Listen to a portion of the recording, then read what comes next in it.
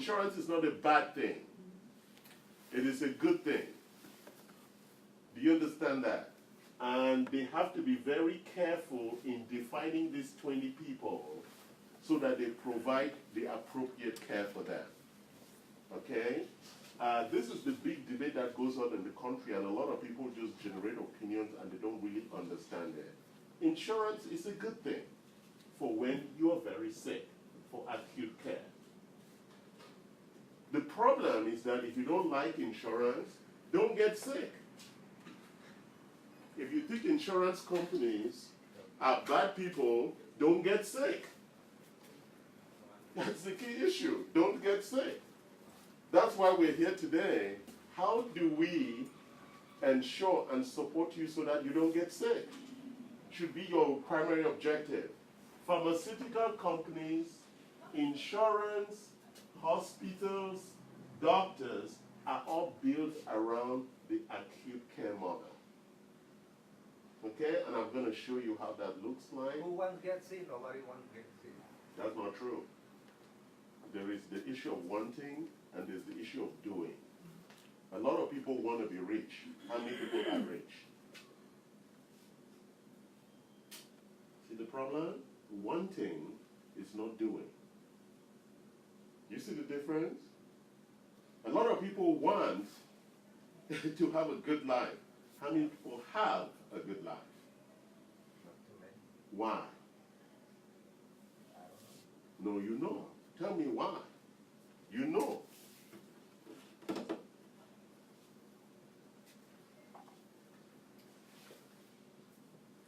What do you think, sir? I agree with that. That one. Most people never really thinking about their health. Most people say they want good health, but they don't even know what good health means. So if you don't know what it means, how can you have something you don't know? Most people know about the Kardashians or about Trump than they know about their health. Therefore, it tells you what they're actually interested in. So let me show you the spectrum of health. You know, we talk about the health, vitality, and importance. So we have a whole cross-section, and then I'll talk to you about this. So we have vitality, we have normal health, we have distress, and then we have disorder. Can somebody pay attention because those people working on the air conditioner are going to come around 10? 11. Okay, just pay attention, okay, guys? Okay, so this defines health. This is the spectrum of health. Spectrum means that we are all in different places around this, okay? This is what I call acute care. You go to the hospital, they say you have diabetes. They say you have high blood pressure. They say you have heart disease. They say you have cancer. You're already in what we call disorder. So you have traveled from here to here to here, and that's where insurance and everything is. So, among our guests, how long does it take for you to travel from here to here for chronic illnesses? What do you think? How long does it take for you to have diabetes?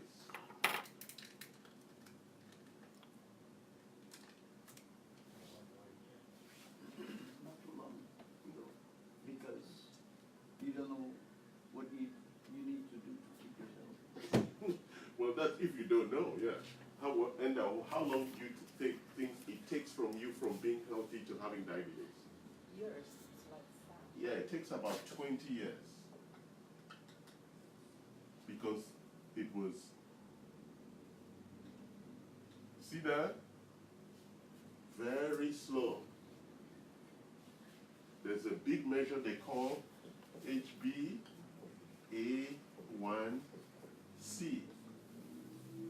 you go to the hospital, they take your blood, they tell you what that is. It's like a measurement of how well you're metabolizing your insulin in the blood, how you're managing your sugar metabolism, right? It indicates to you the progression, because when that goes above 6.5, they say you're diabetic, right? But a lot of people, when you go to the doctor and they say it's 6.0, they say you're fine. When you come to us, we think that 6.0, you're already here in distress. Do you understand? So if you continue doing what you're doing, you're going to arrive here. Then you'll be on medication for the rest of your life. Do you understand that? So insurance is not going to tell you what to do. That's the good thing about democracy. Nobody's going to tell you what to do because you have freedom. Freedom means that you need to know what to do. Freedom doesn't mean that somebody's going to come and tell you what to do, right? So if you mess it up, there are only two things we do. We take you to jail or you die, right? Nobody's going to come and tell you what to do. So these workshops that we are running is really to begin to inform you so that you get interested in your health and you start being responsible about it. So today, most of our workshops and the work we do here focuses on chronic illness.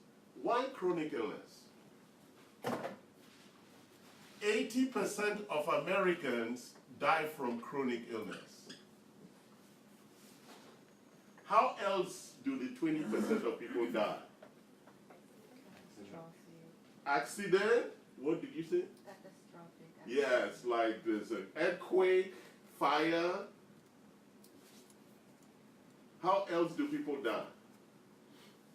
Murder. Yes, murder. Sudden death. There's no sudden death. There's no On suicide, on right? accident, you die instantly. It's like no.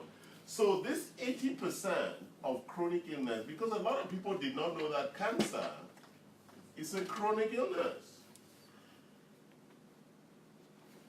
And what are chronic illnesses? So that's why we've included cancer. All our workshops are on chronic illness. What are chronic illnesses? Apart from my staff who know the answer. Enda, what's a chronic illness? The disease who develop for years because of lifestyle. Lifestyle. That's the key issue. And who determines your lifestyle, Enda? Ourselves. Did you hear that? Not the insurance company, right? No. You're the one who chooses what you eat every day, right? Yeah. You're the one who chooses where you go to sleep every day, right? I choose my food every day and So, I so, decide when I want to. so when you get sick, who would be responsible for that? You are what you eat. Exactly. Do you get the point now? So why do you think the insurance company should be responsible? I'm just checking. I'm not challenging you. I just want to understand. Why do you think the insurance company should be responsible? No, the responsibility is mine. Okay. And what's the responsibility of the insurance company?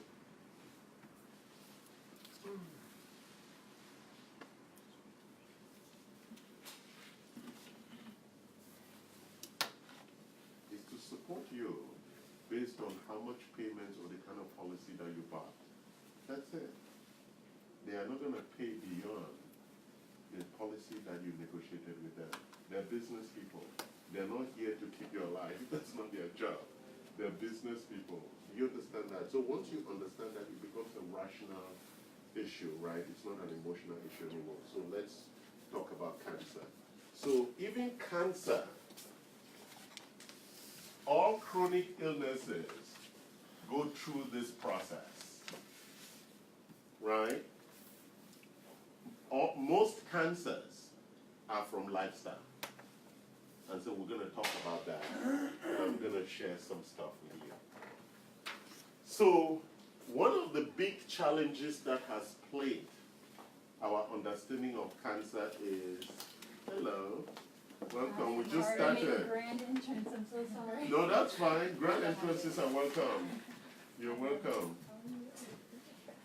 We just started. Would you like some water, or is it cold water, warm water, or hot water? Water? Sure. Thank you. The pill is great. I need this in my car. Hi. Nice to meet you.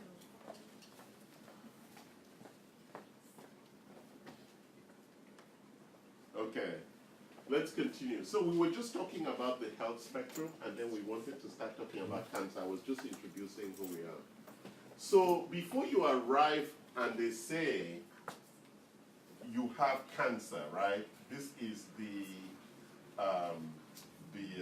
decision from the doctor that you have cancer. And before they say you have cancer, right? Typically, you are around stage 3 or stage 4. Because when you are around stage 1 or stage 2, there really are no signs showing up. You're still in distress. And actually, when you are in stage 0, you're still very normal. You need to understand, and we're going to talk about what really happens to take you through this transition. All of us have cancerous cells.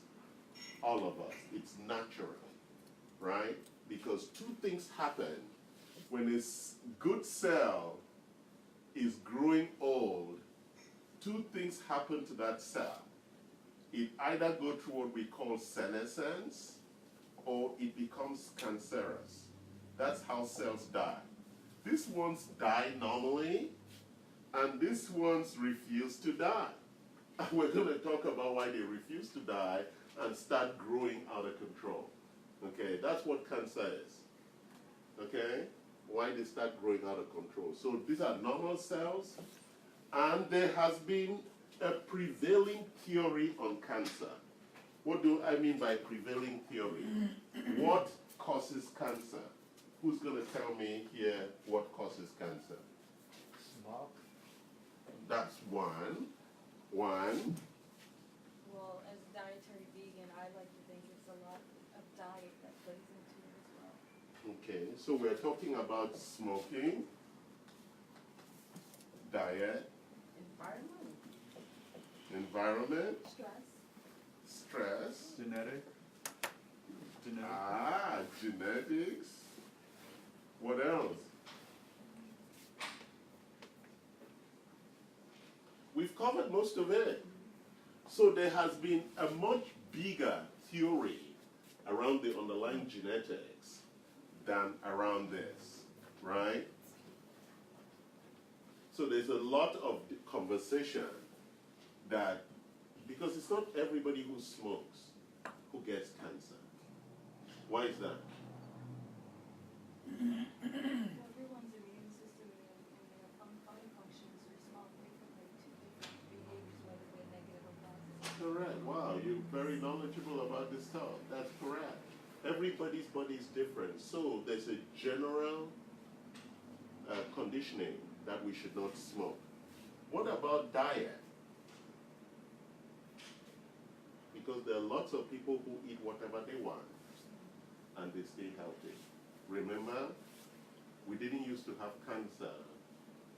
So in 1900 in the US, only 3% of the population had cancer.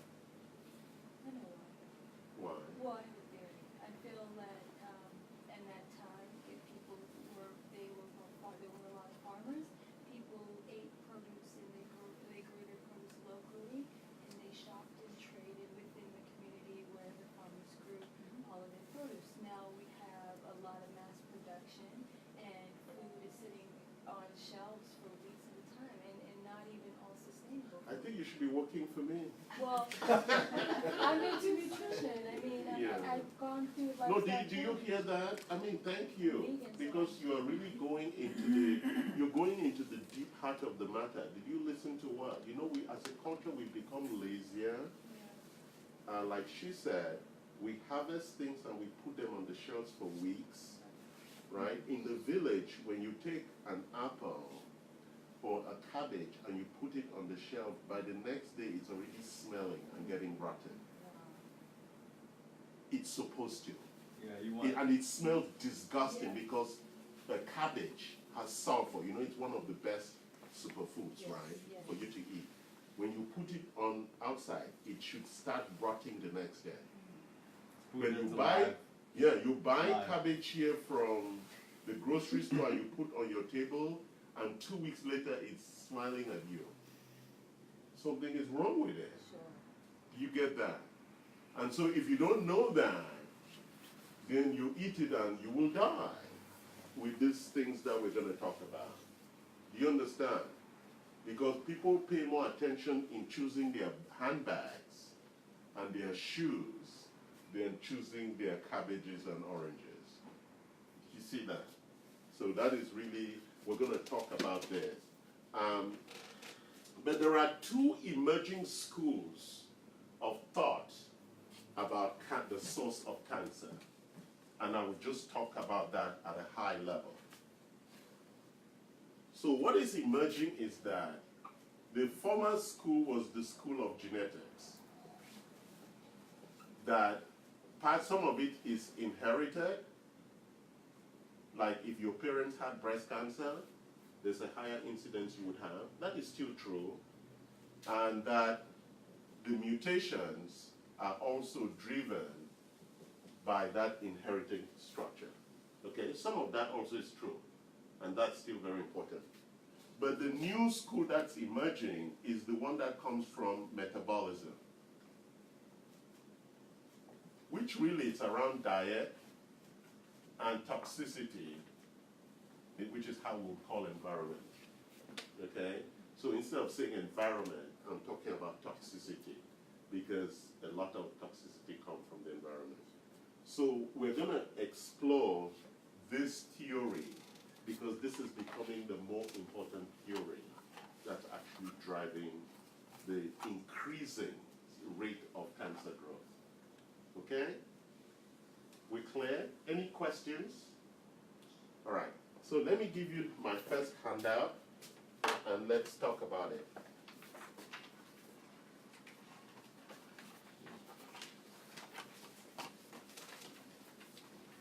So we asked the question,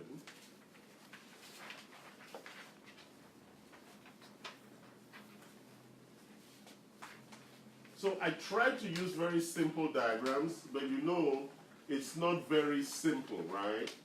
So let's start on the first page. So the big question that we're asking is, could cancer be a metabolic disease? So let's open the next page and let's look at it.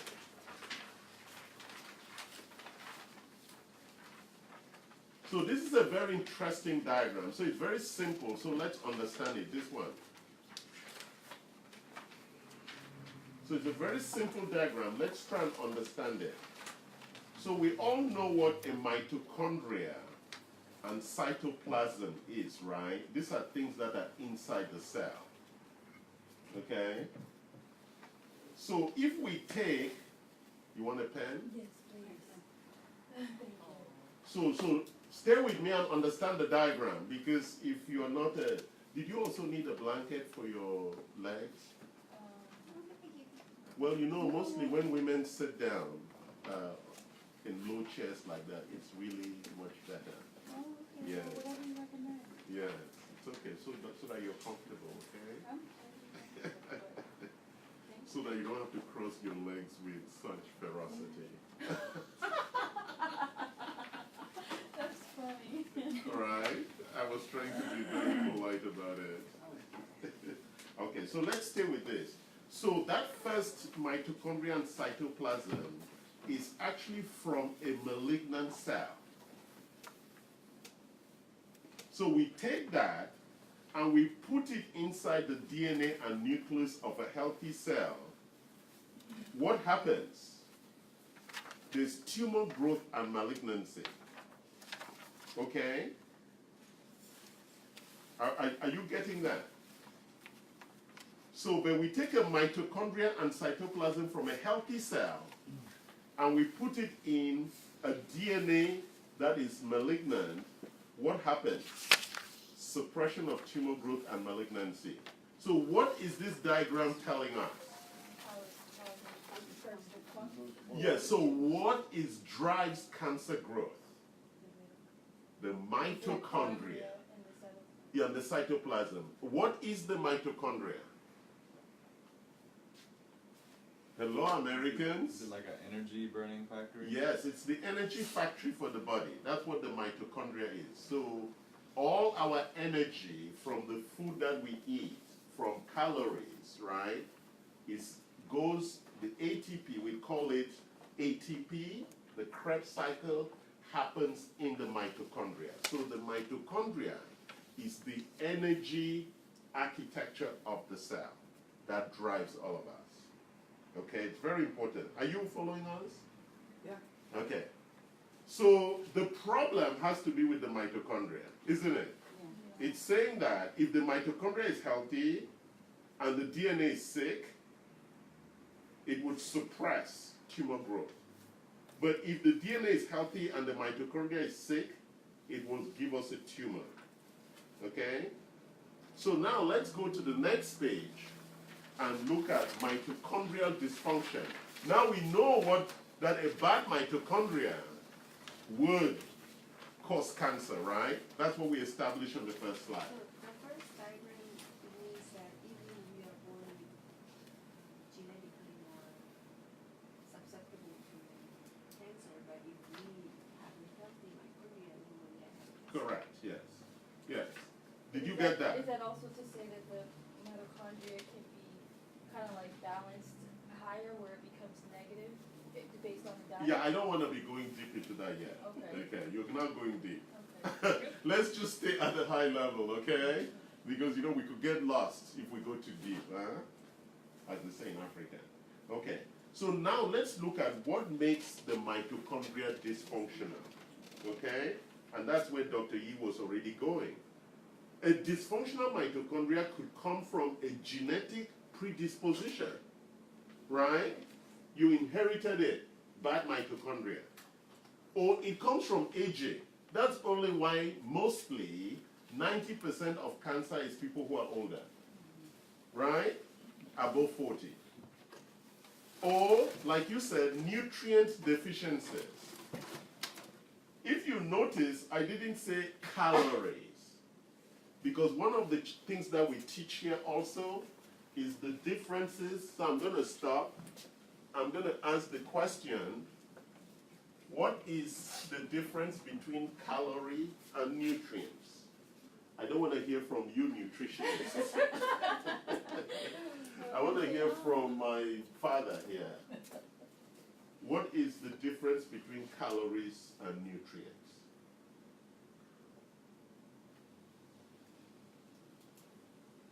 Nutrients are the things you get from the food you eat. And the calories is the energy that you get from it. He's correct. So, most of our food today, the calorie part is fine. But like she said before, the nutrient part of it is deficient. So when we eat today, this is what's happening.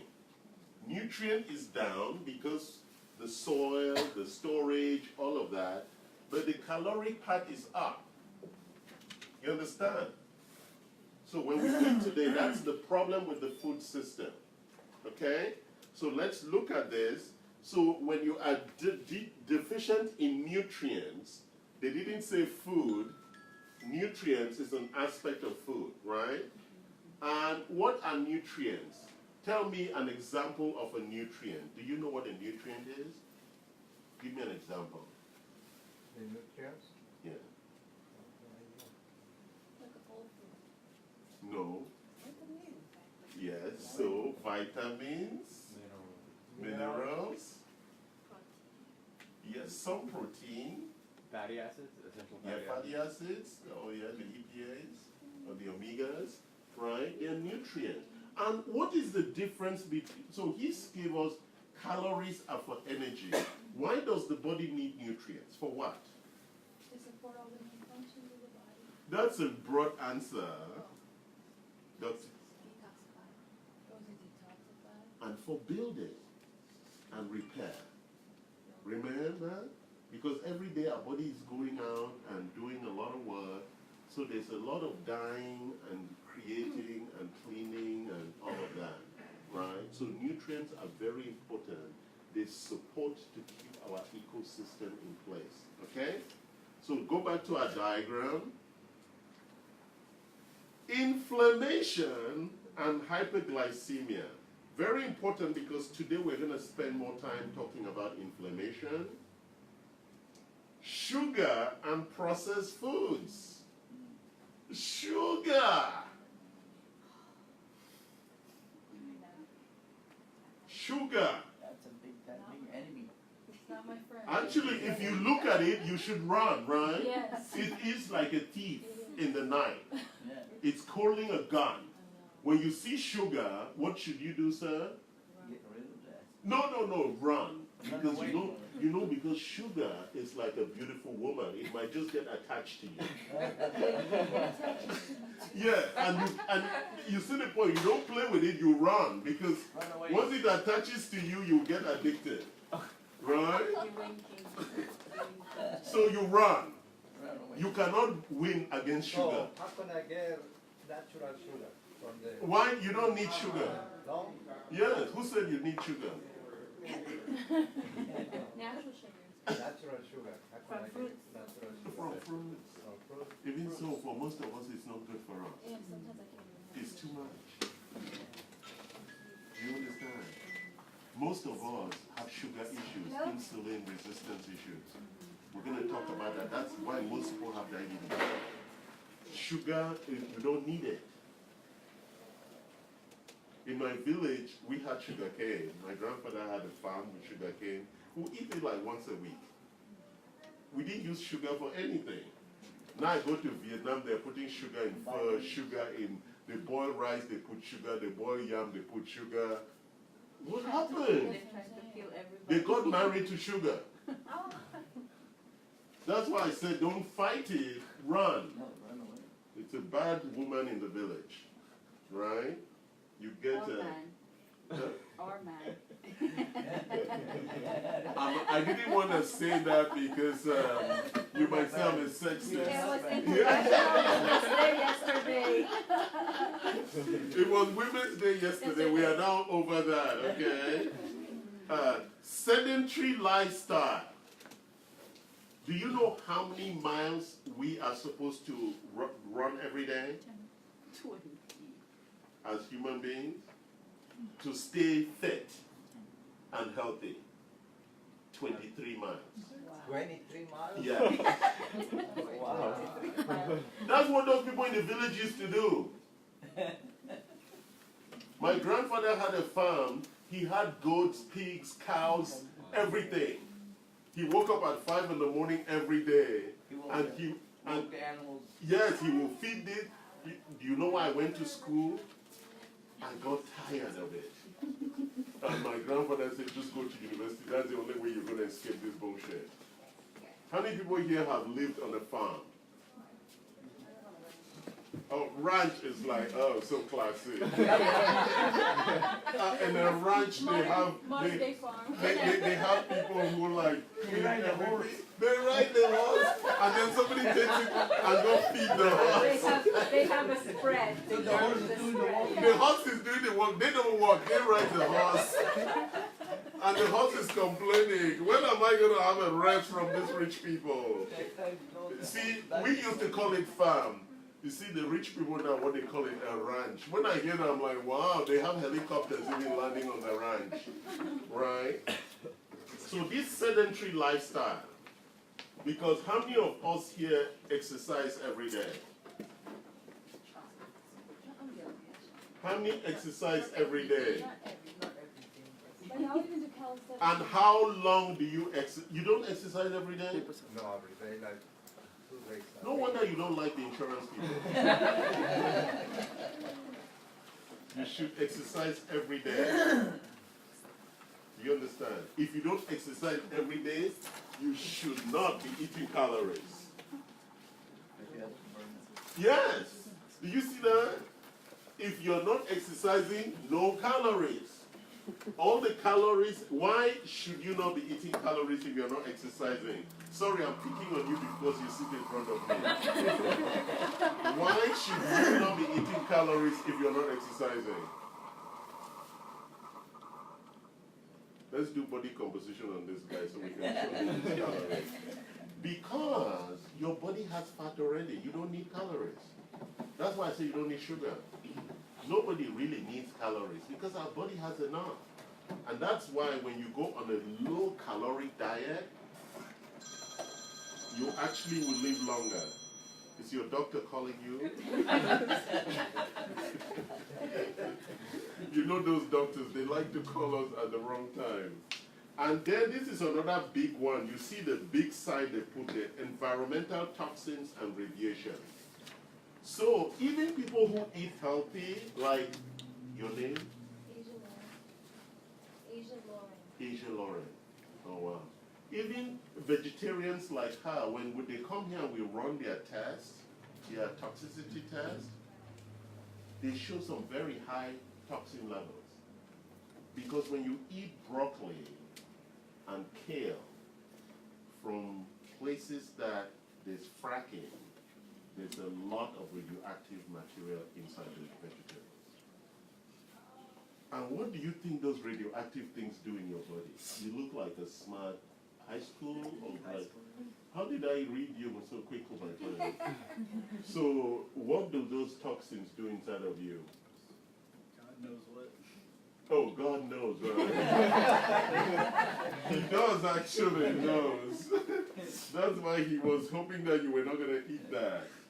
So these toxins really, the body can tolerate to a certain level individually, but at certain levels, they are carcinogenic. And what is carcinogenic?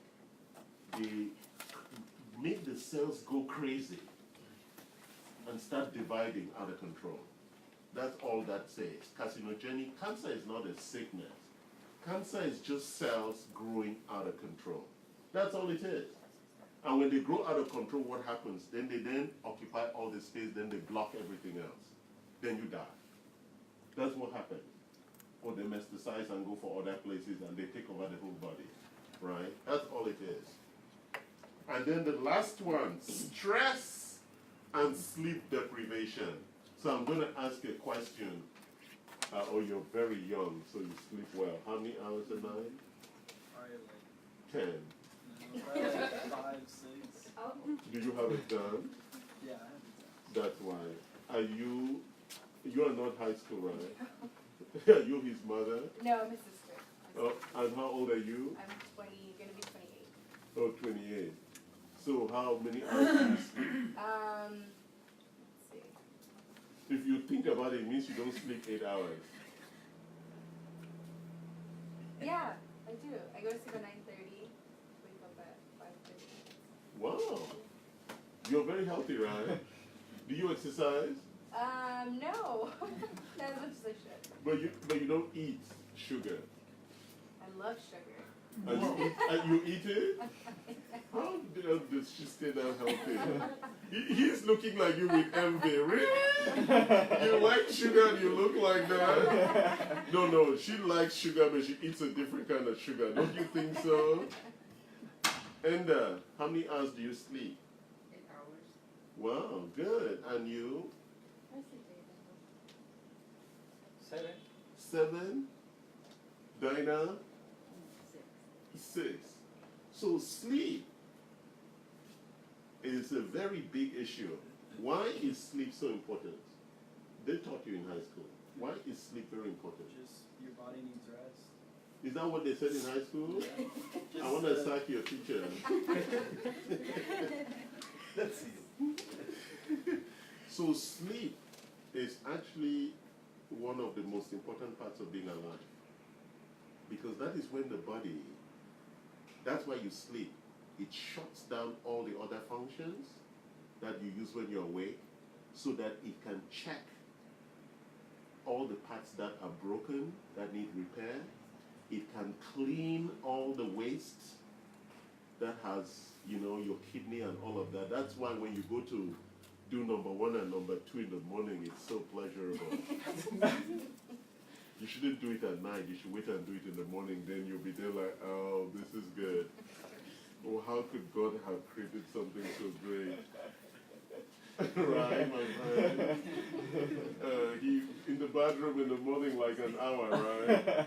You sit there and you read your papers and say, I could do my homework here, right? All right, I appreciate it. Thank you. See you guys next time. Thank you.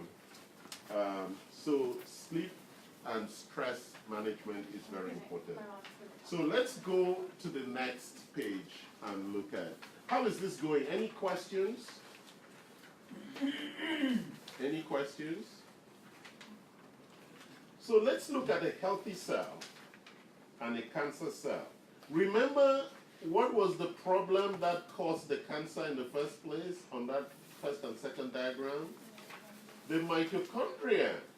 So now let's look at what's happening here with the cancer cell. In the cancer cell, if you notice that the mitochondria is not receiving any oxygen,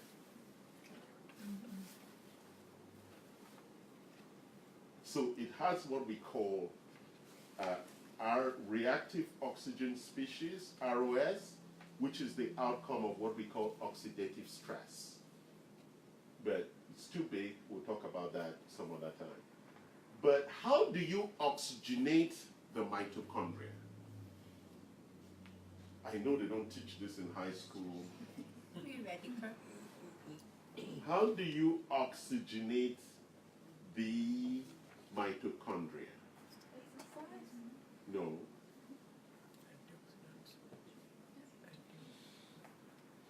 Water? So where is the mitochondria? In the cells. Inside the cell. How do we get oxygen to the mitochondria? From the bloodstream. The bloodstream, how? Water. And antioxidant. Is the blood delivering like nutrients and stuff? Yeah, what kind of nutrient? There's a particular set of nutrients that carry oxygen to the mitochondria. What are they? They are the omegas. The omegas. And specifically omega-6. And that is why your omega-6, omega-3 balance is very important, right? It's a very, very important issue. And antioxidants. We have plant-based omegas, right? We have plant-based. Yes. We have supplements here that are plant-based. But what is the problem with most omegas that people are taking?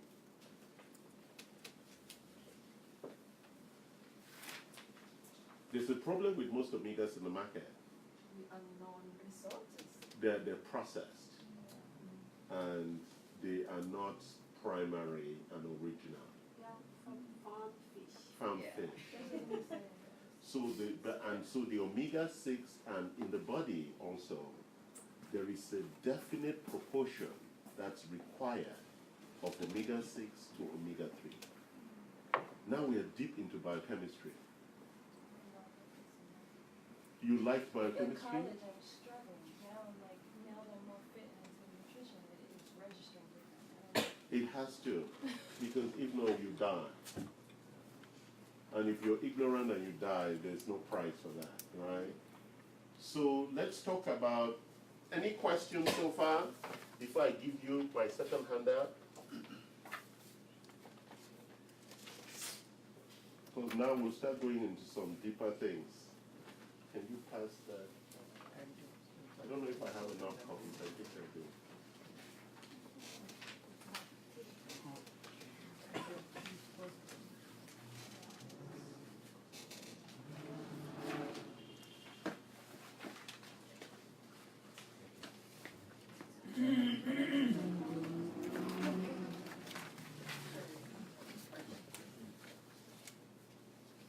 Okay, so you remember that on that last diagram, we looked at inflammation. So when they say cancer is a metabolic disease, at the core of the challenges of metabolism. I'm going to go to the whiteboard. Don't look at this. And we want to talk about where this inflammation is coming from. And then we'll look at the diagram and talk about the different kinds of inflammation. So, class, what is the source of most inflammation in the body? In the joint, in the muscles? No, think about it. No, think about it before you answer. What is the use of inflammation? Why does the body need inflammation? To fix itself if there's problems? Is that? Yes, to respond. Yeah. It's a defensive mechanism, right? We respond to attack. That's the source. So inflammation is the gathering of the forces. Like, remember shock and awe in Iraq? That's an inflammation point where we gather the forces to attack. That is what inflammation is really about. Yes, it gathers there to repair. Do you understand? So inflammation is the way the body uses, it's the reaction the body uses to defend itself. Okay, so normal inflammation is fine. The problem is chronic inflammation. So what causes chronic inflammation?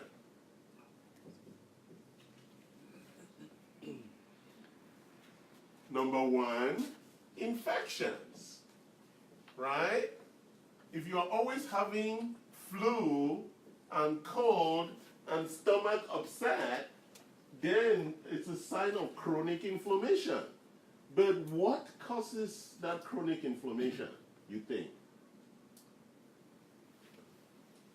So the thing with inflammation is not like some illness that, oh, I think I'm inflamed. You don't know that you're inflamed, you have chronic inflammation. You just see the signs of chronic inflammation. So what is one of the biggest organs apart from the skin in our body? Muscle. No, it's the whole GI tract. From your mouth to your anus, where you pass number 2, right? The architecture and the journey for number 2. So let's talk about the key points on that journey. The most important inflammation organ in your body is your mouth. That's why most people who have cancer typically also have problems in their mouth. Periodontal disease. Why? And how do you know you have periodontal disease? I know I don't because my mouth is always wet. If your mouth is always dry, it's a sign, right? So you should see your dentist often and you brush twice a day. Periodontal disease is that infections, because our salivary, our mouth architecture is meant to masticate the food and infuse the food with bacteria to begin its long journey. And so if you don't manage that balance of bacteria very well, you develop periodontal disease. So heart disease, high blood pressure, all of those things are always tied back to the mouth. Right? That's the beginning of chronic illness. Then we go to the stomach, which is the big area where everything meets up, right? And so all the food, the fats, the carbs, the proteins, etc., everything coagulates in the stomach. And so we begin to talk about gluten, GMO, all the other things that we talk about, because the stomach and this whole wall is one layer thick, one cell thick. It's very, very thin wall, because it has to absorb a lot of our nutrients. So, and the body is very sensitive. So that's the small intestines and the large intestines and then your anus, right? I'm just going across that architecture. So all of this is the outside meeting the inside, isn't it? From mouth to anus, it's like a whole passage where the outside interacts with the inside, isn't it? Think about it. So the water that you drink, the food that you take, all of that, plus the air Because when you fart, it's coming out of your anus, not out of your ears, right? So there's water, there's food, there's air all going through that passage, right? It also backfires. Yeah, sometimes it backfires.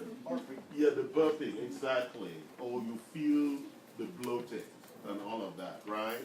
So this is where the outside meets the inside. And this is actually at the core of chronic inflammation. Because the immune system of the body is under attack morning to night. Why? The water you're drinking is not good quality water. The air you're breathing is not good quality air. The food you're eating is not good quality. So your body is under persistent attack. And you're not even aware of it. So you go and drink water from the tap, and it has like 10 billion bacteria. Your body's like, oh my God, that water came again. We now need to go to fight. My God, look at that. Oh, they brought those boys from Skid Row. Now these boys from Long Beach, right? All these bacteria, black, Indian, they're all showing up with guns, with nuclear weapons, everything. That's what chronic inflammation is. They're fighting all day. And then after they've been fighting for a long time, they damage the walls and they start entering the bloodstream. But the interesting thing is that what was the immune system supposed to be doing? It was supposed to be protecting the whole body from what we were talking about, that cell division, right? When cells start trying to divide incorrectly, the immune system was supposed to like kill them off. But when you distract them with chronic inflammation, because the immune system has to respond to this more serious attack, because the cancerous division is like really slow, like the sugar sneaking up to you in the dark, right? They're very slow, and before you wake up in the morning, there's sugar in your tea. You didn't even put it, right? They sneak on you. But so this is really at the core where chronic inflammation and immunity leads to cancer. You get the story. So you're distracted. So when we then understand this metabolic theory for cancer, the question now is, how do we fix it? Does everybody get this? Any doubts, any issues? We all have this problem. Well, it worries me. because- Worry. Yeah, because now that I understand that chronic inflammation attacks the immune system, that can. No, it does not attack the immune Or system. distracts. It distracts the Distracts it. immune system from From its real fighting. role of flying AWACS. You know that it's supposed to be flying all over your whole body and making sure that all those crazy people are in line. Yes. Well, I guess that balance, I can tell that that's exactly in my personal diet and lifestyle. That's what I'm always. I'm always fighting between building up my immune system with the right foods so that it is not distracted by chronic inflammation. Yeah, well, we're going to go into that as to what the strategy should be, okay? All right? So if you look at this diagram now, at the center of it, we call it tumor development. So if you look at the first inflammation, it's caused by, on the left-hand side, inflammation caused by environmental and dietary exposure, right? On the right-hand side, chronic inflammation, infection, and autoimmunity, right? I just spoke about that. If you look at the top, for example, when you already are taking chemotherapy and radiation, we have therapy-induced inflammation, or when you're taking antibiotics. It actually causes inflammation itself because it now reduces the bacteria you have, or tumor-associated inflammation. So all this inflammation you can read in the middle are actually going towards creating that tumor development environment. You understand? That's at the core of it. Any comments, questions on that?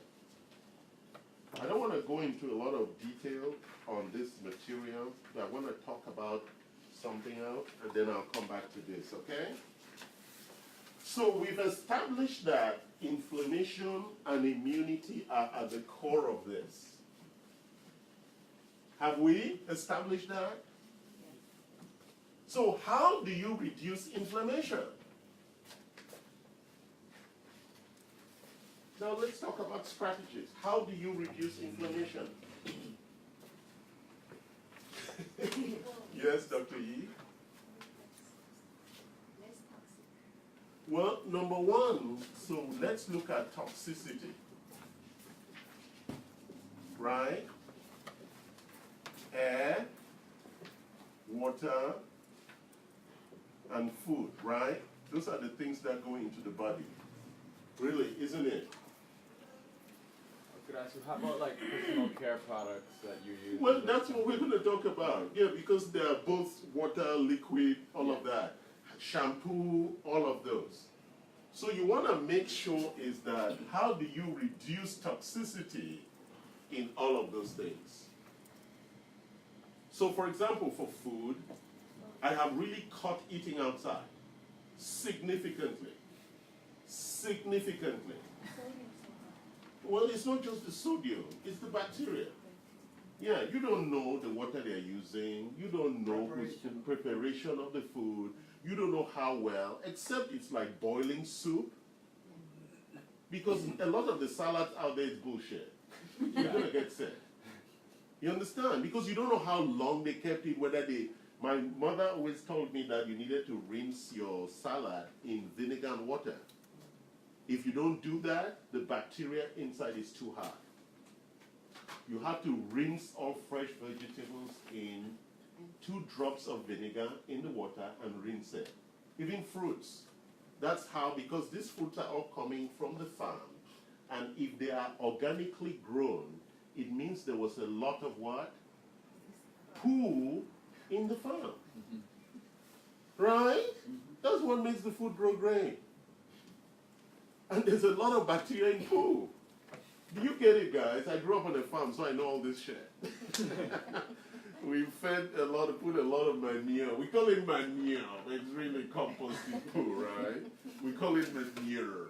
It smells like shit. Because it's shit. Manure is cow shit. It's really good for growing food. There is a natural. Compost is the best way to grow because there's earthworms and everything in there. It's really the best way. You just have to wash it. Stop complaining. Now I know about the vinegar. Yeah. Soak it in Yeah, vinegar. no. Just take a 2 spoons of vinegar into your sink, put water in your sink, and rinse the vegetables. And it can be apple cider. Yeah, any vinegar. Yeah. Can you use this lemon juice? Yeah, lemon juice is also good, but I don't know whether No, it's strong. instead of vinegar. No, vinegar is preferred. Vinegar For is meat, Yes.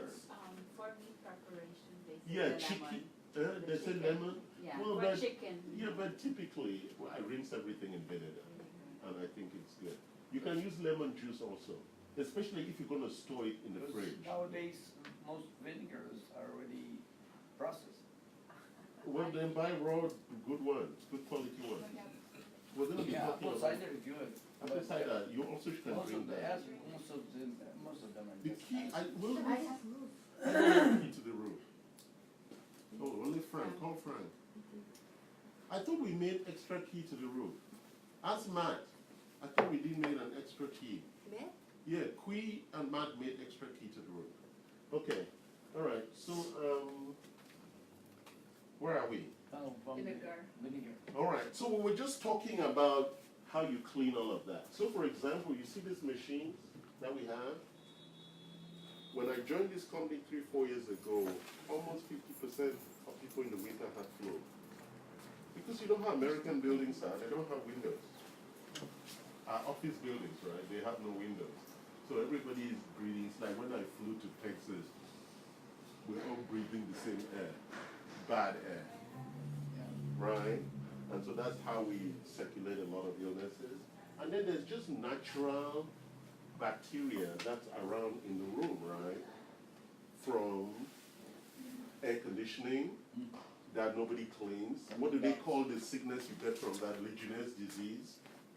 Because most air conditioning vents up there, it rains, it dries, and mold grows in it. And then when it dries up, that mold is circulated back in the air. Go down. I know you don't think that in England, Legionnaires' disease is a big issue in winter. You understand? We call it sick buildings. Because you know all these buildings have air conditioners at the top, right? When was the last time you went to look at them and how clean they are? Because that's the air we're breathing. You see that? So that's why having an air thing at home that actually cleans the air quality persistently is very important. Also, we have a big water filter there. It's very, very important that you buy water filter at the highest level. Then that way you will know that the quality of water, and then you have your drinking jug as most of my staff have, and then you always go around with your own water. So you don't have to drink lousy people's water, right? I thought somebody brought me water. They brought an empty cup. Right? It just evaporated. Yes, they evaporated, that's right. So we're talking just about toxicity. Let's continue. This is a very big topic. So, how often do you think you should detox? I detox. How often? Once a week. Well, you should detox about every 3 months, the big detox, but you should detox every day. Because you really don't know what's accumulating. And, like we also said, you are not sure whether for you, you're most susceptible to what's accumulating or the other person is not. So you want to just be on the safe side, right? So what's the second thing about inflammation?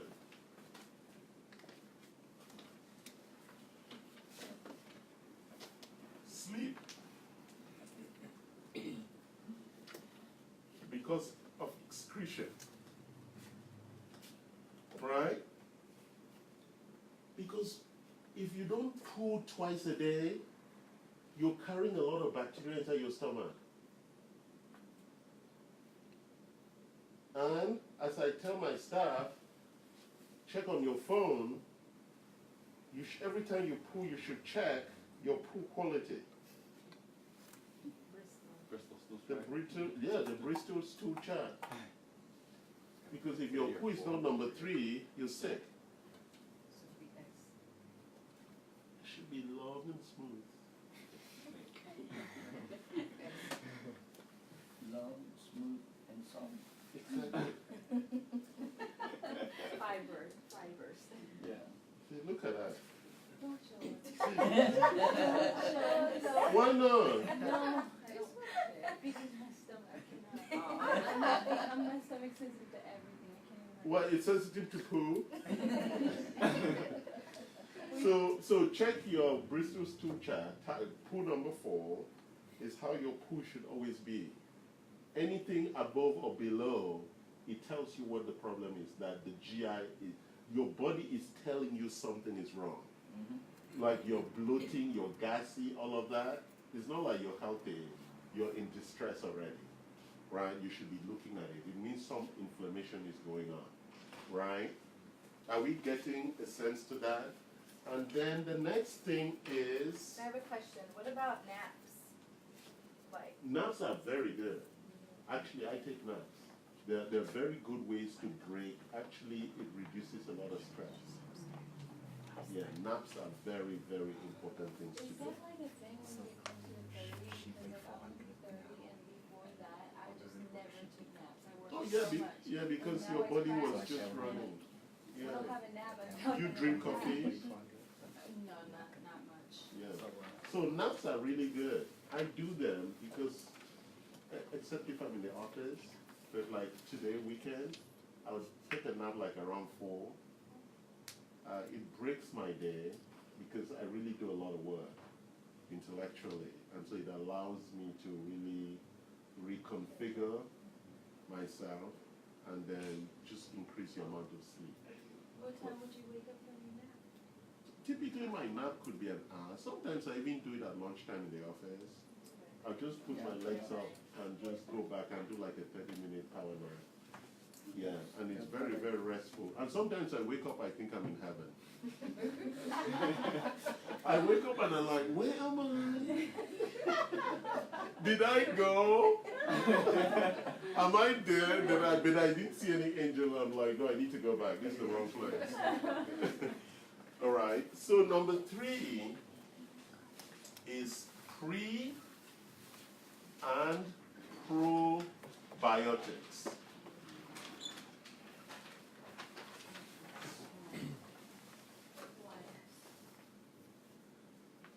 Pre and probiotics. They are fundamentally necessary. Plus, plus what we call digestives. Especially as you grow older. Because a lot of the food that we're eating really needs help for digestion to break them down. And if they're not broken down very well, they form lumps. And how do you know that the food is not broken down very well? Your poo is very smelly. When it's broken down very well, your poo is not smelly. You understand? So that if your poo is always really smelly, something is wrong. Right? The body is not really doing its job because the food you ate is not that smelly. Why is that so smelly? Because it wasn't broken down. That's why the Buddhists will say you should chew each spoonful 100 times. To masticate it really well so that the stomach can digest it. So if you don't chew 100 times, then you need support. So for every meal, I take a digestive, and every day I take probiotics. The prebiotics are the fibers, right? That's why you don't take smoothies. You must eat your fruit as a fruit, not as a smoothie. Because when you smoother the banana or the apple or the thing, you are removing all the fiber, you're cutting the fiber. The body needs that fiber for the digestive process. It allows the body to move the food around much properly. So that's why vegetables and all of that are really very important for us.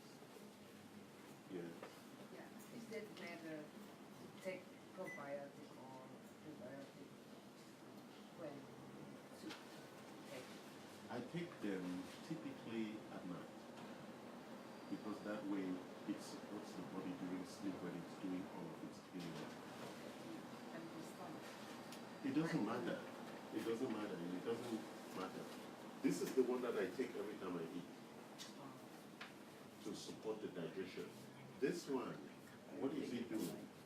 Yeah, it's really replacing the balance of good and bad bacteria in the intestinal tract.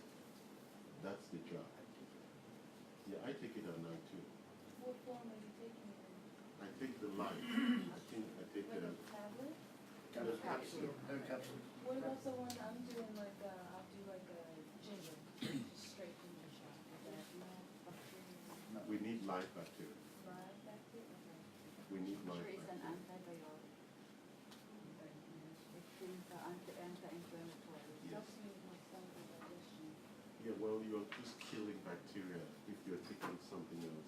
The prebiotic rebalances because we need both good and bad bacteria.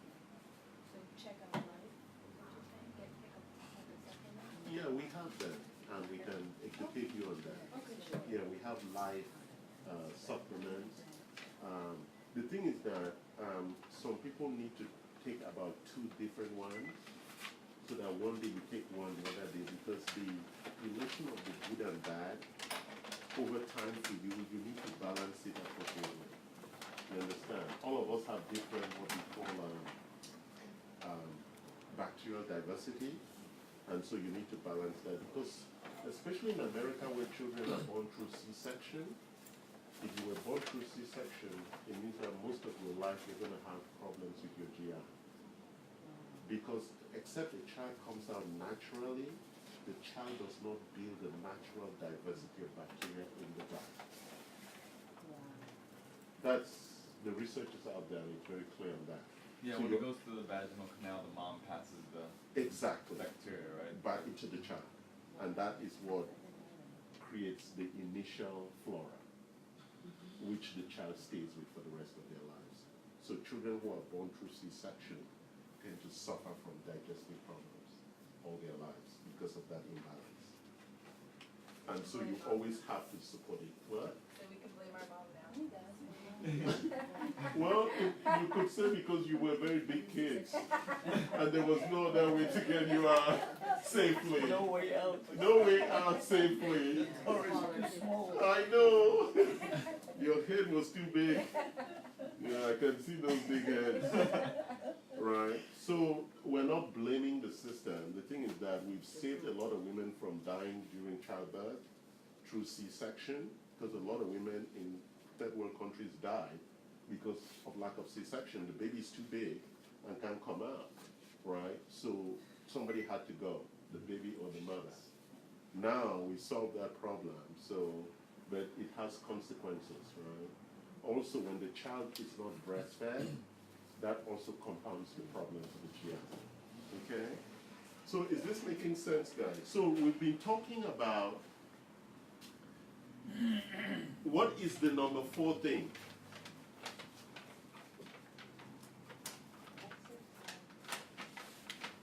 No, infections.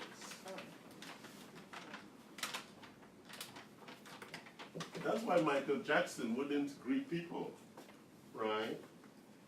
So, you know, people started bombing because there's a lot of bacteria out there, right? And each of us carries around us what we call our microbiome. So there's a bacteria cloud around you, around you, around you. You always carry that cloud with you. When I interact with you, I transfer some and you transfer some. If we even go further as to kiss, we are even stepping beyond the line, right? So, and if both people are not healthy, then there is infection. You understand? So, and every time you are infected, what happens? The body responds with inflammation. So you don't even have to get sick. But your body has to fight the inflammation because of this foreign bacteria that is coming that may cause damage. Do you understand? And but when you get infection, what is the body saying? We thought it was a small army. It turned out to be a bigger army than we thought. So we have to rally more forces. So we are going to increase the temperature of the body so we can kill the invading bacteria. That's why the body temperature goes up. If it stays high too long, it becomes really bad. That's why we have to put ice to bring your temperature down. Do you get that? So the body temperature rises to kill the bacteria.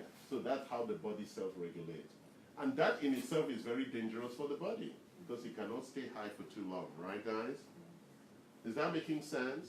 So the less infections you get, the better for you. In the olden days, like you said, people lived in their village and they only knew the people they knew. They didn't interact with people from outside. So over time, their bodies were very comfortable with the bacteria that was around them. They were very safe. Then you come from the United States into Ho Chi Minh City. The minute I land, what happens? I'm in new bacteria colony. So everything I touch is a problem. Do you understand? That's why people say, oh, when I travel, I get sick. Obviously.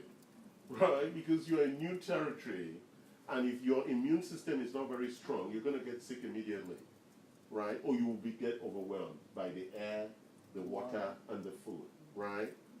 So for me, the water is the most important thing, and the food, it has to be boiling food. If not, I don't eat it outside, right? Because there's one big issue also with infections. You are never ever cleared of the infection. There's less than about 1-2% left. And where do you think those pathogens go and stay? They go and stay in your organs. And they're actually also at the core of cancer. Because now, when the inflammation persists, those antigens or pathogens begin to wake up. Is this making sense, guys? So, let me continue this, and then I will finish with making some recommendations. Any questions? So they become like sleeper cells, is that what? Yes, they just sleep there. So for example, if you keep getting flu, there's an accumulation of all these viruses inside of you that begin to trigger all kinds of nonsense inside the organs. Whether it's lung, whether it's your kidney, whether it's your liver, whether it's your pancreas. Do you understand? They go high, they go to sleep. They almost become dormant, right? So is that like the flu shot? No, the flu shot is live bacteria that allows the body to build up what they call cytokines. You will see it here. They build up, you build up resistance to that.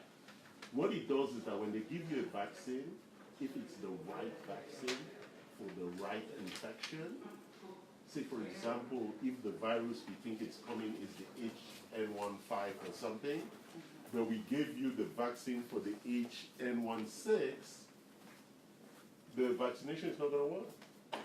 Like an ID. It's like Yeah, an so ID process. It's like an ID. Yeah. So what we are doing is that we give you the vaccine so the body builds up its immune fighting capability for the attack that's coming. So when the attack comes, it's ready. But if we didn't give you the vaccine, like me, I don't take it. I stay away from people.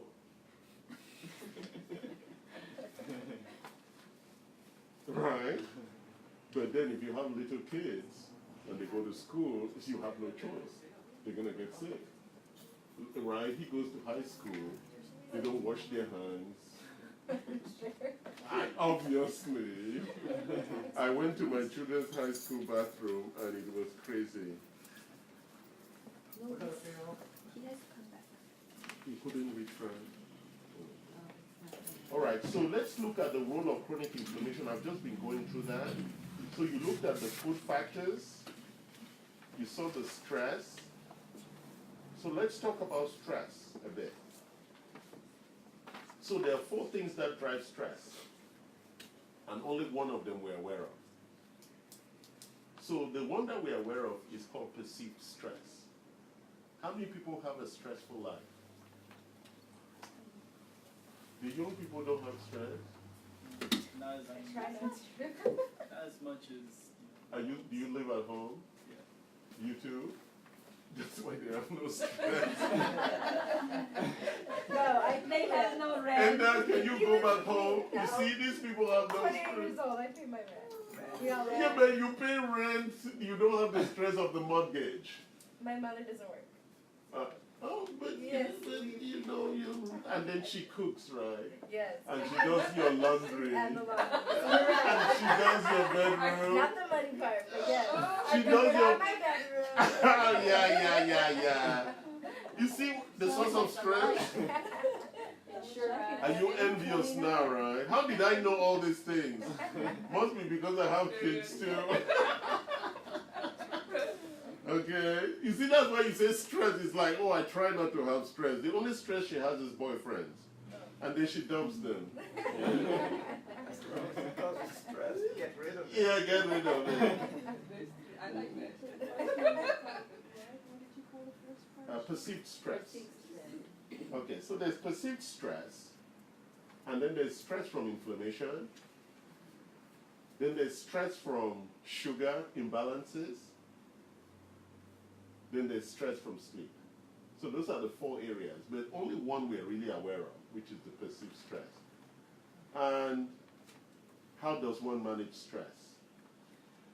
Meditation. No, meditation does not manage stress.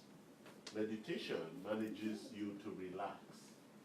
They're 2 different things. But when you relax, you less stress. No. If you don't have money in the bank, no relaxation.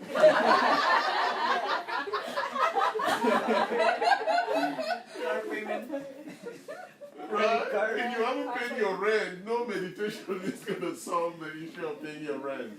Isn't it? If you didn't read for your exam, no meditation is going to help that issue.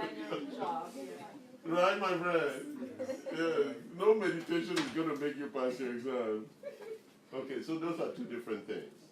So the only way to really manage stress is through what we call your appetite and your effort. Okay? If you have a large appetite, then your effort should match it. So for example, if you want to have A in all your papers, what does that mean? Study for effort. That's it. If not, you'll be stressed, right? But if you're comfortable having B, C, or D, life is good. Isn't it? Huh? C's get degrees. Exactly. Exactly. Right? You see, this is a very important formula. A lot of people think that you're trying to chew more than you can bite, right? It is important that you match your appetite to your effort. That doesn't mean that you can take care of all stress, because things are also going to happen. But at the core of that overall stress itself is appetite and effort. How much effort are you making to address the issues of your appetite? Then some people will say, oh, then it means you should reduce your appetite. But if you reduce your appetite, that causes stress if you have big appetite. You see the point? Some of us were born with big appetite. Some of us were born with small appetite. So you manage your effort to your appetite. So there is no envy, there is no jealousy, right? You cannot be jealous that, oh, he has a Bentley. He has a Louis Vuitton. I don't have it. Well, you know where they sell it. Go and work for it. Right? So you don't stress. Or if you're spending more, like this very smart lady, she chooses to stay at home. She said, oh, but I pay rent. Yeah, really. The room and the benefits at home are more than the rent she pays, right? They clean her room. There's always food ready. Her mother pesters her, when are you coming home? Stop bothering me, I'm 28 years old, right? She now stresses her mother so she can have a good life. Okay, so stress is very important. So we looked at environmental pollutants, we looked at viruses, I told you about infections, we looked at bacteria. So all of these things will either lead to what we call a therapeutic inflammation, which is normal inflammation. So if you look at the left-hand side where we had acute inflammation, we have the innate immunity, the humoral immunity, and the immune surveillance. So when you are distracted, you cannot have this therapeutic inflammation, which is the inflammation that's good for you. It becomes pathological inflammation, which is what causes all those cells to grow out of control. Is that making sense? All right. All the other slides I'm not going to go through. You can read them on your own. So I want to now finish with talking about how we intervene. Any questions so far? Prasad, how am I doing? Good. Just good, Prasad? My God. He's a really stingy scorer. He says good. I thought he would say excellent. He said good. Okay. So what we do here is that we look at 3 things. We look at prevention. 4 things actually. But if you've been diagnosed, we look at before treatment,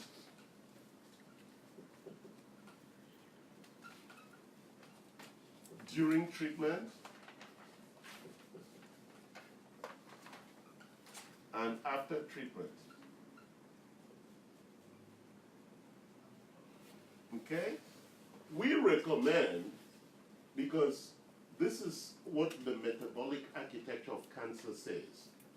Once a cell has lost about 40% oxygenation, that cell is now cancerous. And that cell cannot reverse back to a normal cell. So that cell has to be killed. Okay? But before it gets here, you could reverse it to become a normal cell. And that reversal are the things we will talk about. So let's just, is you getting this clear? So if you have cancer already, there's an issue of cellular oxidation at the mitochondrial level, as we looked at, that needs to be addressed. And so the treatments that are out there are chemotherapy, radiation, surgery, and targeted stem cell therapy, where they take your stem cells and then immunotherapy, which is really part of this. So there are 4 treatment options out there based on what is recommended for you. Okay? And sometimes they'll put you on watchful waiting. So we'll talk about these 3. We'll talk about these 3 first before we talk about prevention. So most of what I've been talking about is prevention, right? What are the 2 things that you have to prevent? Inflammation and oxidative stress. And you do that by doing a lot of those things that we were talking about, right? Sleep, stress, diet, prebiotics, exercise, all of those lifestyle things that you need to deal with. So, but if you have been diagnosed with cancer and you're going through treatment, so we are looking at a 24-month process. Before you make a choice of treatment, you have to prepare the body for the treatment. These treatments are very drastic because they have to go and kill the cells. So they're very drastic treatments. Those cells have to be killed if they're already above 40% loss of oxygenation in the mitochondria. The cells have to be killed. If not, they will be out of control. You understand? There is no other way to bring them out. Okay? They have to be killed somehow. So before treatment, you have to prepare your body for the trauma of treatment. So how do you prepare your body? We have 6 things that we do. 6 physiological things we focus on. I'll be right back. Number 1 is stress. Number 2 is your GI. Number 3 is your cardiometabolic. Number 4 is your pain management. Number 5 is what? Immunity. And number 6 is your hormones. So we have programs to support you build your capability around that. You have to build capability because the treatment is going to shock these systems very, very, in a very tough way. How would you know if the cancer cell is already 40%? They'll tell you when they do the biopsy, and they'll tell you with the stage. If they tell you that it's a stage 3 or 4, sorry? At 3 or 4 is it terminal? There is no terminal. What is terminal? Why not like That you're going to die? Yeah. No, come on. Nobody should actually die from cancer. It depends the kind of cancer. My friend died at 25. When she was diagnosed with that. No, what did she have? Leukemia? She had, I think it was breast cancer. And it was an advanced stage? And it was already Well, that's the point. It was too late because it was already fairly advanced. But for somebody that young to have it, that's kind of rare. It was really scary to happen out of nowhere. No, it doesn't happen out of nowhere. Well, like she didn't have that awareness. So Yeah, I know. But that's really sad. And for that young, for breast cancer also, it means the genetic effect and the environmental effects were very hard. Yes, they were very, very hard. He's a cancer survivor. From what kind of cancer? Leukemia. Okay, leukemia, that's a single cell mutation. That's a different kind of cancer. That's why when I asked whether it was leukemia. So people who have leukemia, typically it's a single cell mutation. It's a different kind of cancer. They call them single cell cancers. Okay, so for that, yes. And so you did a transplant? I was really young. I was like 3. Okay, so they did a lot of things, right? Yeah. And so you have to check your white blood cells and red blood cells level all the time. Every day? Every year. Every year. Okay. Do you understand? Because that would tell you how well his bone marrow is producing the white blood cells that are going to fight. So it's really, leukemia is really an immune system challenge. Yes. Any other questions? Well, I wasn't told about the Staging? staging. Have they staged it yet? Did they do a biopsy? They did a biopsy. It's malignant. It's malignant. I understand, but they haven't staged it. No, Have you discussed treatment? we have discussed it. I decided to get the surgery. You decided to get the surgery and radiation. It's maybe radiation afterwards if they haven't taken all. Okay. And have they done the MRI and the CAT scan? We did the CT and the bone scan, and both negative. Yeah, so they were looking for the metastasis. But you need to also do staging of it. Yeah, well. You have good the insurance, next- right? The next, I'm already retired, so. No, I understand. I have Yeah. Medicare.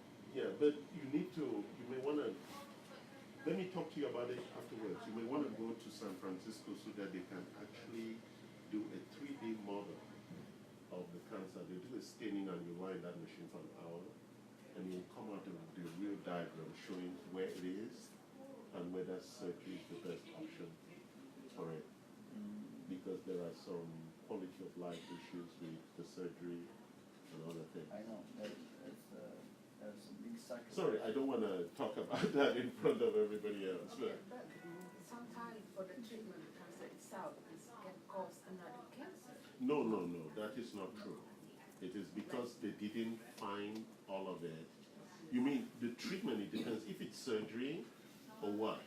Radiation and chemotherapy. No, hold on. I'm sorry. Hold on. The challenge with cancer is that when they find it, that's why they did the scan and other things. They're trying to find out whether it has spread. Metastasized, it's spread out.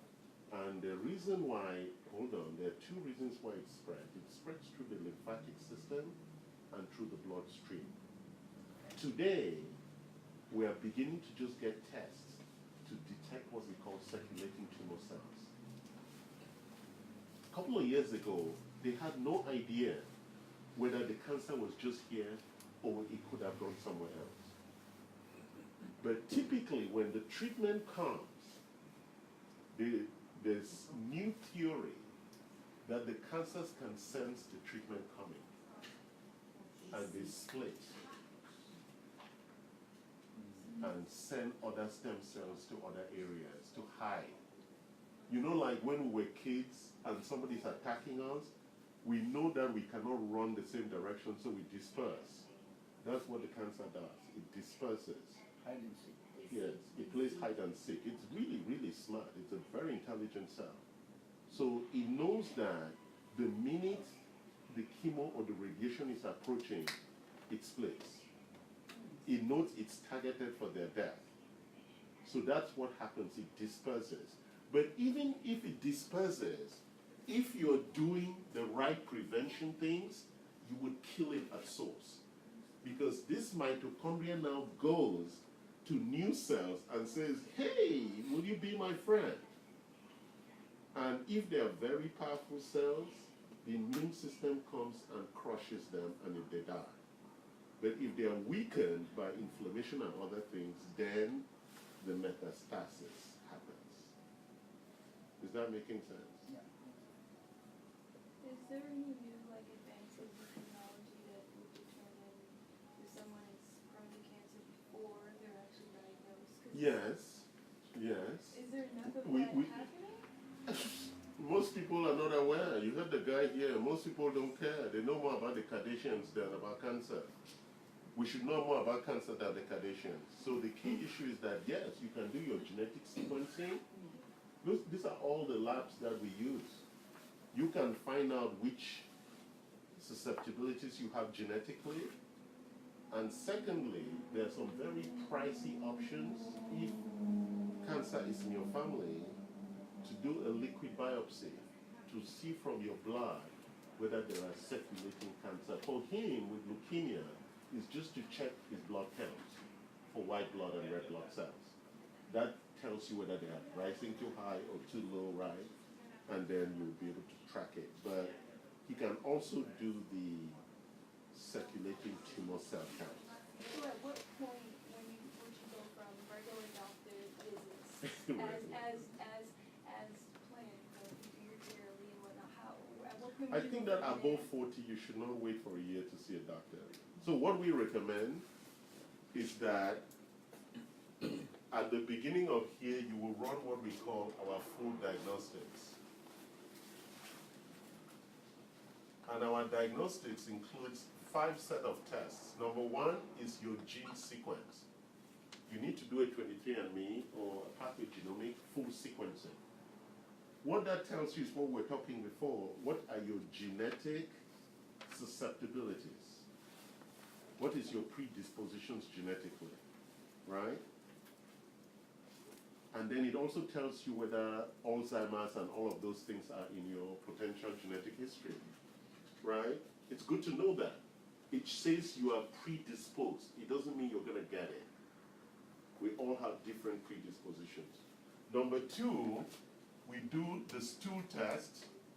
I know you don't like stool. Number 3, we do the saliva test. Number 4, we do the urine. And then number 5, we do 2 blood tests, intracellular and extracellular. These 5 things give us a set of about 400-500 biomarkers that actually will tell us where your health is. You need to do that at least every 6 months to a year. So why aren't physicians educating? I'm not saying all. When you hear at the beginning, they focus on acute care. Acute care. They don't focus on prevention.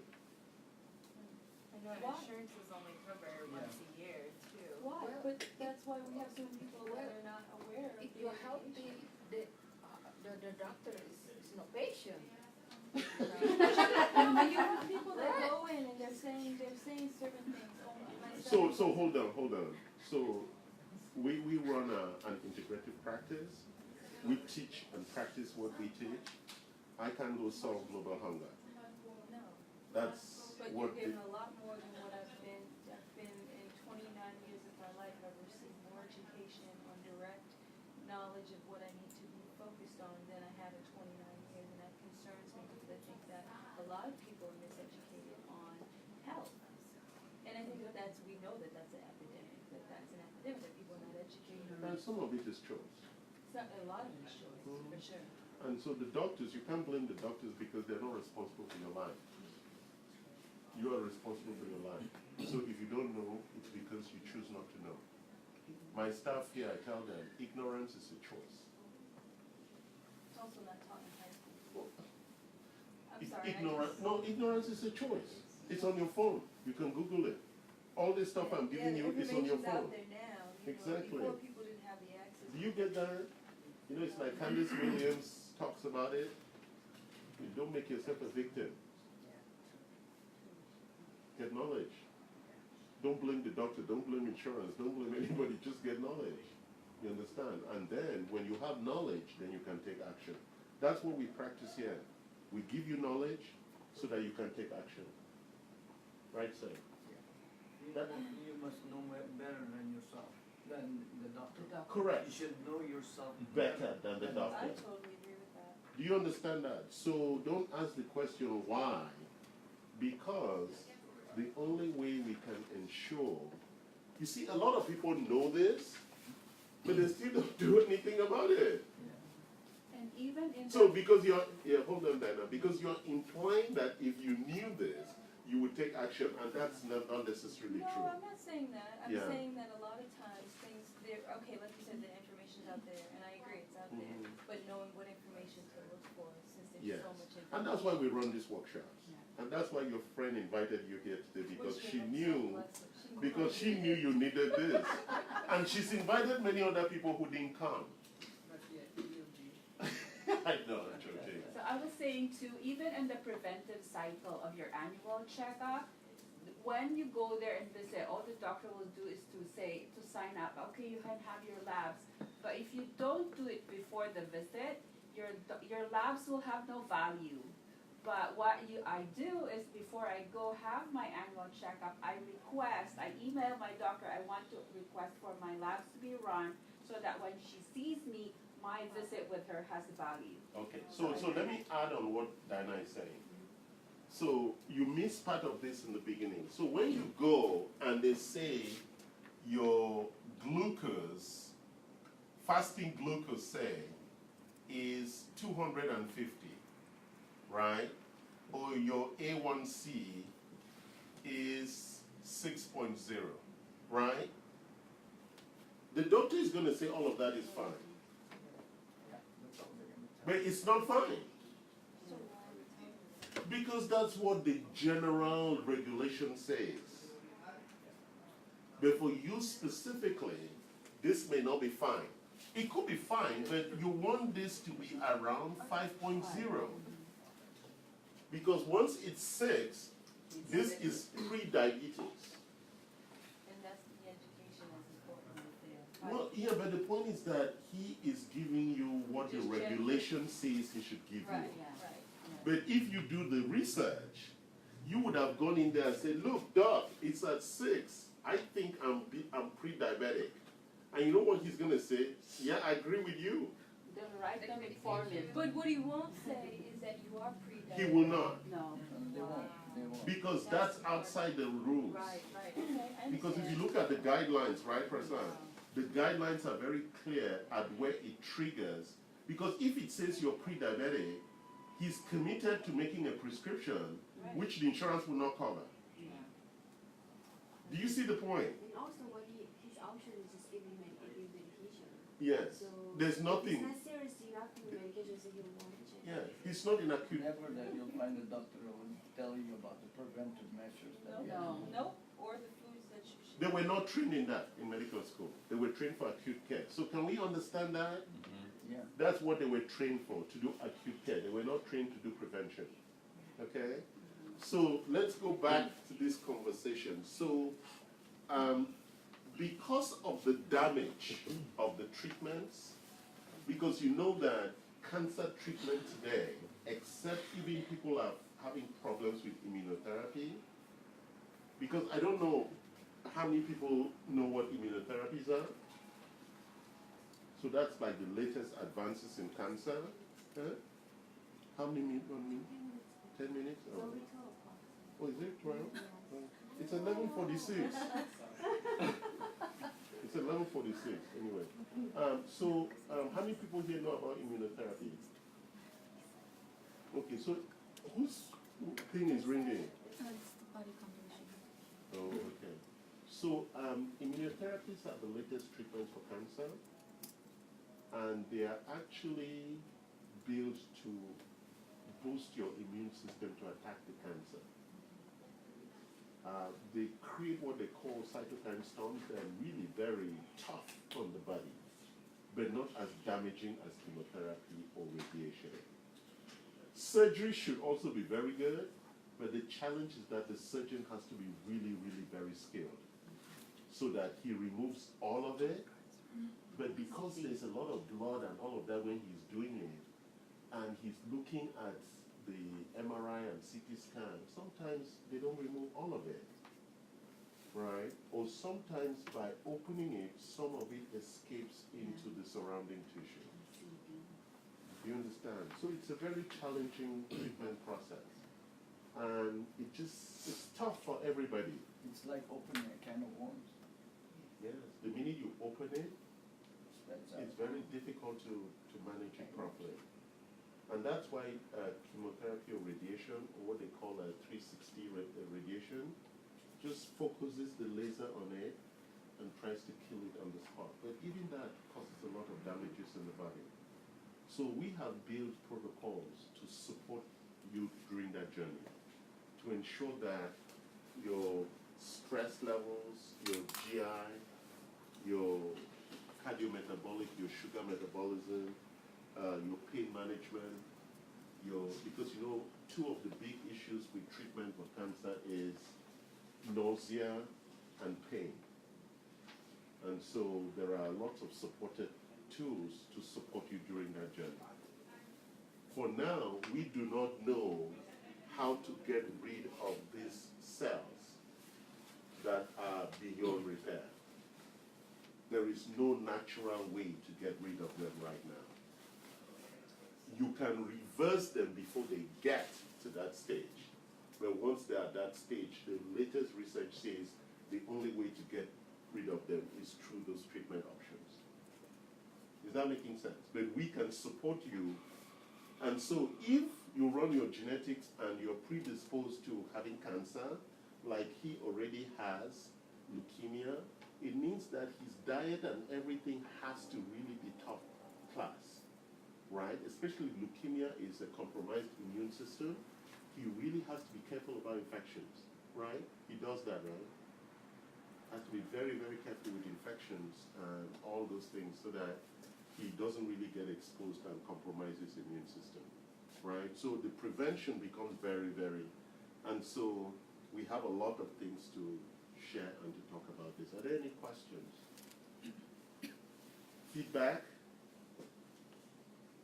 So aside from full diagnostics, what are the things they can do? Well, The support. yeah, so let's talk about lifestyle. These are just standard things that we talk about. So let's look at diet. So we look at what we call lifestyle design issues. Let's look at the first one, which is diet. We already spoke about calories and nutrients.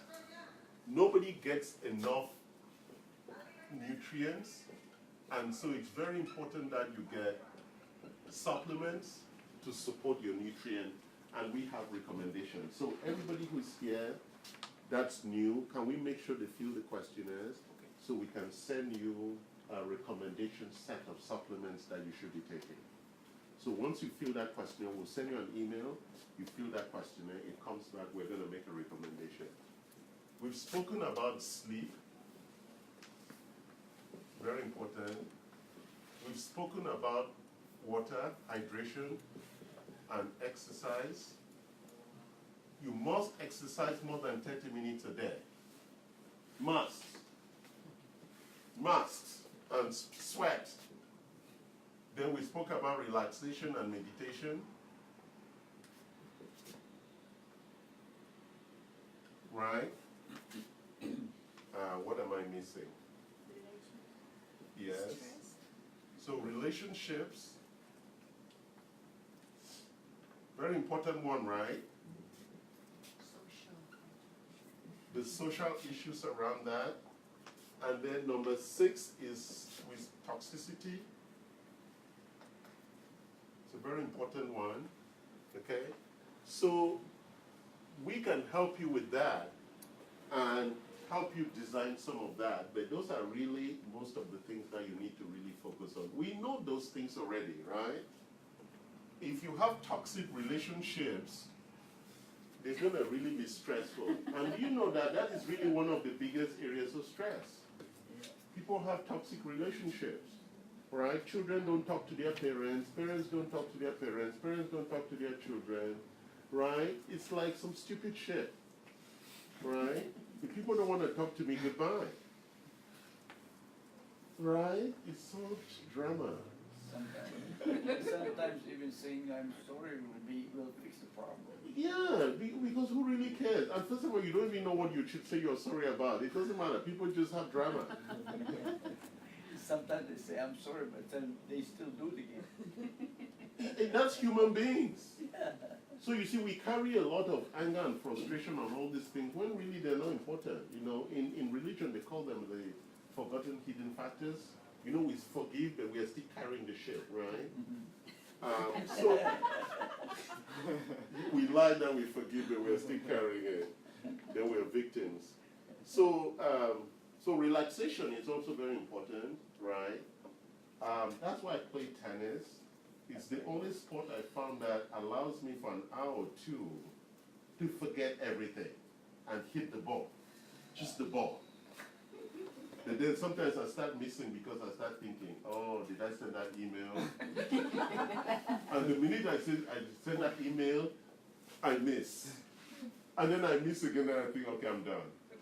Because I really cannot focus anymore. You understand? It's like my brain is worrying about something else already. But you need to find something that must distract you from your life completely. You must find something. And you need to find what that thing is. Right? I'm really good at that. Yeah, find something that is going to distract you completely from yourself. Not the Kardashian. What? Not the Kardashian. No, but I watch Korean drama. Right? That's why they call it drama. You must watch something that totally takes you, or I watch some Trumpite speech. Right? Do something that is going to take you away and then reduce your anger. You know, like people are so pissed off with Trump. It's like, why? He doesn't pay your salary. Right? You're going to kill yourself because of a guy who's having fun. It's not going to help. Yeah, he's having fun and then you are almost killing yourself, right? Right? He's a funny guy. One other thing you have to add on that is to keep the smiling face. Well, yeah, that's what I meant by relaxation and meditation. You know, it's like, let it go. Let it go. It's not going to. And when we dive in, we're not taking it. Right? It's not going to do any good. Yes, nothing. If it happened already, it's happened. So what? Just deal with it. Okay, so we do, so we run a service here for our patients, and we provide a lot of support and a lot of advice. But if you run these diagnostics that I listed here, it begins to really allow you to manage your own health. Because you can now see where the numbers are and what you're doing. Because we practice what we call personalized medicine. So everybody has a different profile. Very, very different. And so you need to manage your numbers and you need to understand, that's what Diana was saying. You need to understand your numbers so when you go to your doctor, you actually are telling the doctor what needs to happen. Yeah, you dictate the... Yeah, because if you go there and you say, my doctor said, you know, most people who come to this workshop and say, my doctor said, they lost me already. Because what you're saying is that my doctor controls my life. What your doctor says is irrelevant. It is what you say about your life, isn't it? You are the owner of your life. You say what's going to happen to my life, not your doctor. Your doctor just has opinions. Right, my friend, even though you're young. They're It's just your life. guessing, actually. They're guessing. From a population perspective, they don't know. It is you who knows your life because you are the one who sleeps with you. Right now I'm lost. Everybody tells me different things. No. So Follow your once I say, oh, you don't eat this, you don't eat that. So I end up taking only water. That's not good. Are you taking a supplement? I'm taking my supplement. Well, that's important. As long as you're taking your nutrients, then you're fine. You don't need calories. You need nutrients. Yeah. But you also, if you're going to go through surgery, then you need to build up the strength. Because How can I build up certain? They tell me you cannot eat this, you can eat that. no, you build up strength. And these are you the exercising? medical family. Okay, you need to Yeah, that's why I exercise. need to see somebody who tell me what is You mean food? Food-wise. But we can build that. Prashant, we can give him a prescription. Okay. Yeah. Why don't you set up a visit with Prashant, and we can put you on a keto diet or a plant-based diet based on what you choose. Yeah. But it depends when is your surgery? Not yet. It's still, I'm still waiting for them because they said that medical still have to approve it. Okay, because you may want to set your timetable. Yeah. Don't let them set it for you. You need to say, we are now in March, I want the surgery in June, and then you use the 3 months to prepare your body for the surgery. It's very important, right? And then based on whether it's just surgery and chemo or surgery and radiation or whatever, then you want to see what the strategy during that period is and after that. You need a plan around it. Prashant, let's try and do some work with him on that. Okay? It's important. We'll give you a point of view and then you can leverage that. And stop listening to stupid people. And if I were you, I'll stop discussing my condition because everybody in America has an opinion. And No, I'm not. Well, it's just the family is worried about it. Yeah, but you know. And I say, you know what? You guys have told me a lot of different things, and I cannot even know what I need to try or something. Did we run, where is Janine? I'm here. Did we run his full diagnostics? Everything? Yes. So why don't we review that again? Okay. Yeah. All right. Any other questions? I have a question. Yeah. There is one virus that's linked to human papillomavirus. Yeah, HPV. Yes, right. The young girls are vaccinated. Exactly. So so basically cancer can be. No, all it does is that it's the virus that causes cancer. So it's like a vaccination. So it prepares the body to fight that virus, and it's sexually transmitted. So once the girl has sex and somebody has HPV, the body has already built resistance to fight it, the virus. When the virus accumulates in the uterus or in the cervix, that's when it becomes cancerous. And it takes like 10 years. But that's why my daughters too are vaccinated with HPV. They were vaccinated when they were young. Yeah. And I think now everybody can get vaccinated at any age. I thought it's been opened up for all women. That's what I think. I can't remember, but I think so. There is also control ratio from what I heard about vaccination, like too short. And No. It's all stupid gossip. It's all stupid gossip. I don't know whether I have. No. It's stupid gossip. Vaccinations are good for you because from a population perspective, if you're healthy, the vaccine is good for you. So you need to stay healthy and take the vaccinations that have been prescribed. It's very important. For some of us who are susceptible, some of the preservatives in the vaccine might trigger a reaction. But that's part of life. You understand? Yeah. So vaccinations are not dangerous. They just that for some of us, they might trigger something. You see what's happening with the anti-vaccine people? We now have measles coming back and all. You should go to third world countries and see how people were dying from all these infectious illnesses. But like they said, flu vaccine can cause autism. That's Have not you true. heard it? I thought on that last week, yeah. That's not true. It can trigger the metals, and it can trigger a reaction, but that's not true. It doesn't cause it. Okay? It's gossip. You had a question. Oh, I just wanted to know, are these workshops every Saturday? Because I like them. They're good. Yes, we have a different topic. What do we have next week? He knows already. Yeah, I'm coming to the workshop. Okay, diabetes next Do week. we have to reserve? Because I've reserved this. Okay, we could just come. Well, preferably it's good we know you're coming. Yeah. Because we have some food. Anything else? Oh, yeah. So we collected, so make sure we have your email address. I would like that you fill the questionnaires. The questionnaires will send you a recommendation for nutrients. And if you want to discuss that some more, you can talk to our staff about it. Okay?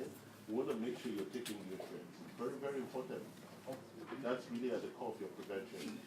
Do you understand that? Oh, no, I just have a body condition. I'll wait for Yes. Actually, Prasan, why don't you spend some time with him right now on that? Why don't you go talk to him? Because we have a list already made. Prasan, make sure he's